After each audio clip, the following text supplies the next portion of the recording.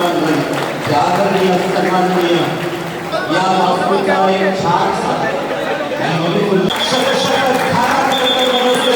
शैक्षणिक क्षेत्रातले भरीव काढले प्रत्येक 100 वर्ष माजी आमदार दत्तूशेठ पाटील यांची आज 95वी जयंती आहे आणि त्या जयंतीनिमित्त त्यांच्या पूर्णाकृती पुतळ्याचं अनावरण या ठिकाणी करण्यात आलेलं आहे।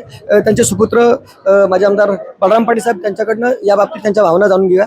आज आपल्या वडिलांची 95वी जयंती अर्थात माजी आमदार दत्तूशेठ पाटील यांच्या जयंतीनिमित्त त्यांच्या पूर्णाकृती पुतळ्याचं अनावरण करण्यात आलेलं आहे। खरं म्हणजे एक वडील म्हणून त्यांचा मिळालेला वसा आणि त्यांचं या शेतकरी कामगार पक्षातील योगदान आणि आजची जयंती या निमित्तानं थोडक्यात आपल्या भावना काय व्यक्त करा। या ठिकाणी आज तात्यांच्या जयंतीचे औचित्य साधत आपण या माजी आमदार दत्तूशेठ पाटील शिक्षण प्रसारक मंडळाच्या कामोठे संकुलामध्ये त्यांचा पूर्णाकृती पुतळा आणि त्यांच्यासोबत ज्यांना खऱ्या अर्थानं माननीय दिवा पाटील, दत्तूशेठ पाटील, जनार्दन भगत, तुह वाजेकर आणि त्यांच्या समकालीनांनी रयत शिक्षण संस्थेच्या माध्यमातून, कोकण एज्युकेशन सोसायटीच्या माध्यमातून या पनवेल उरणाला शिक्षणाची संधी दिली, त्या साऱ्या सहकार्यांच्या माध्यमातून ही ज्योत लावली गेली आणि त्या अंतर्गतच जे शिक्षणाचं कार्य केलं जातं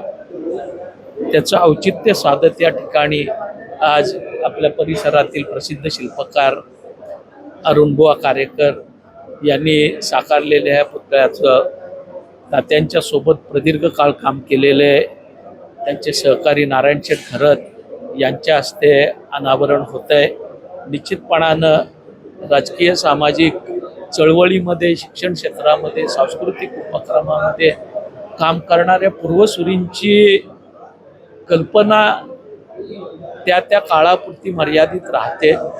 भविष्याच्या दृष्टीनं पुढच्या पिढीला त्याची माहिती असावी या दृष्टिकोनातून हा उपक्रम आम्ही मंडळीने हाती घेतलेला आहे आणि निश्चितपणानं संप्रदायापासून, शिक्षणापासून, सहकारापासून, राजकीय असेल या साऱ्या क्षेत्रामध्ये जे काम तात्यांनी आणि त्यांच्या समकालीनांनी उभं केलेलं आहे त्याची जाणीव उद्या भविष्याच्या कालखंडामध्ये कुणी हे उभारलंय, कोण याच्या पाठी आहेत याची जाणीव भविष्याच्या पिढीलाही असली पाहिजे आणि त्यांचं आठवण चिरकाल राहिली पाहिजे या उद्देशानं या पूर्णाकृती पुतळ्याचं आपण या ठिकाणी उभं केलेला आहे आणि त्याचसोबत जो परिसर आहे या पुतळ्याचा, त्या पुतळ्याच्या परिसरामध्ये तात्यांचं जीवनपट आणि या माजी आमदार दत्तूशेठ पाटील शिक्षण प्रसारक मंडळाचा इतिहास आम्ही जनतेसाठी त्या ठिकाणी साकारणार आहोत। नैसर्गिक वातावरणामध्ये हे काम असावं, स्मारक म्हटलं की बंदिस्त काम असं बऱ्यापैकी असतं, त्याऐवजी जिवंत झाडं, वेली, फुलं त्या ठिकाणी असावीत हा कन्सेप्ट दाखवत एक वेगळ्या पद्धतीनं हा स्मारक उभा करण्याचा प्रयत्न केला आहे। मी माझ्या साऱ्या सहकार्यांचं जे या सगळ्या वाटचालीमध्ये सोबत देत आहेत त्यांचं मनापासून आभार व्यक्त करतो। तात्यांवर जीवापाड प्रेम करणाऱ्या या साऱ्या सहकार्यांचं मनापासून आभार व्यक्त करतो।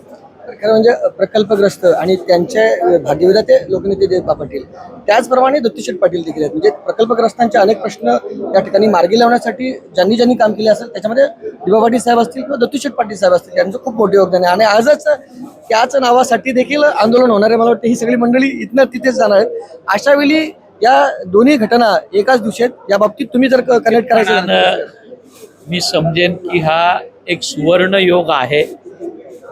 शेतकरी कामगार पक्ष म्हटला की पनवेलला दत्तूशेठ पाटील, दिवा पाटील ही जोडगोळी होती, अलिबागला दत्ता पाटील, प्रभाकर पाटील ही जोडगोळी होती आणि आज आम्ही मंडळींनी खरं तर 6 तारखेला नवी मुंबई आंतरराष्ट्रीय विमानतळाला दिवा पाटील साहेबांचं नाव लागावं म्हणून आंदोलन छेडण्याचा निर्णय घेतलेला होता, पण नियतीच्या मनामध्ये काहीतरी वेगळं असावं आणि म्हणून 6ची 7 झाली, 7ची 8 झाली।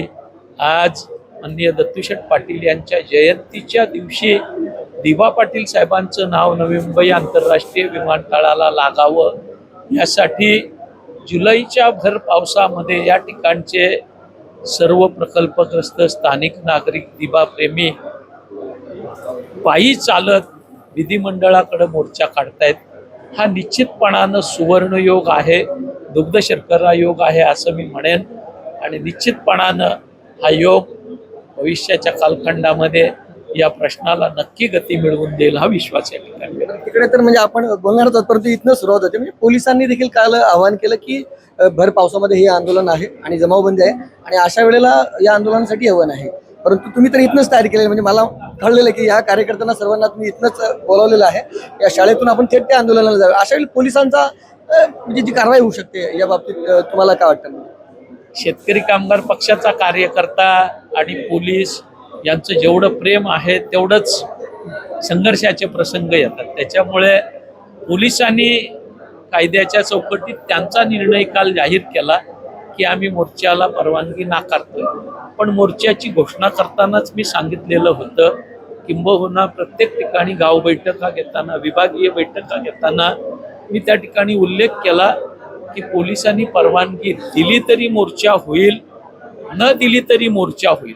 त्याच्यामुळं पोलिसांचं काम पोलीस करतायत, आमचं काम आम्ही करू, पण ते काम नेहमीप्रमाणे समन्वयानं होईल असा मला विश्वास आहे.